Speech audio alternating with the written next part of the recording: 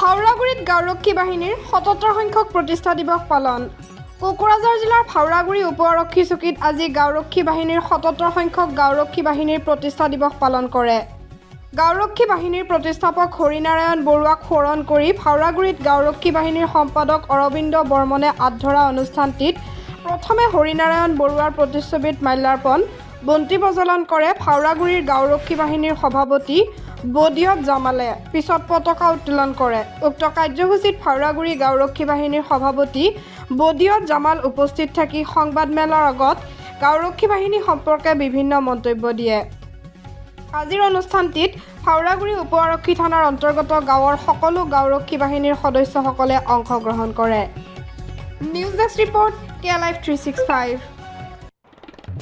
বিগত আমাৰ 1949 চনত 29 জানুৱাৰী তাৰিখে প্ৰয়াত আমাৰ মাননীয় হৰিনাৰায়ণ দেৱ বৰুৱা দেৱৰ নেতৃত্বত আমাৰ VDBৰ ফাউণ্ডেশ্যন ডে হিচাপত আমি 1949 চনৰ পৰা আজিলৈকে আজি আমাৰ 77তম মানে জন্ম জয়ন্তী যিটো আমাৰ ফাউণ্ডেশ্যন ডে হিচাপে আমি উদযাপন কৰি আহিছোঁ আৰু অনাগত দিনতো আমি উদযাপন কৰিয়ে থাকিম।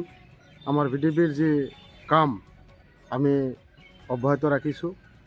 আমাৰ লগত চৰকাৰে যদিও VDBৰ লগত সদব্যৱহাৰ কৰা নাই বুলি আমি ক'ব পাৰোঁ, কিন্তু আমি চৰকাৰক এটা আহ্বান জনাম যে আমি গাঁওবিলাকত যেনেকৈ আমি সুৰক্ষা প্ৰদান কৰি আহিছোঁ, অনাগত দিনতো আমি নিশ্চয় সুৰক্ষা প্ৰদান কৰি যাম।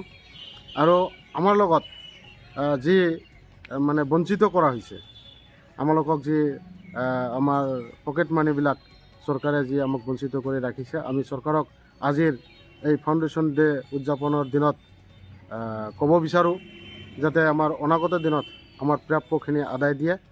মই কুৰ্চাকাটি VDBৰ সম্পাদক, লগতে ভাড়াগুৰি UP কমিটিৰ VDBৰ সভাপতি হিচাপে কাম কৰি আছোঁ।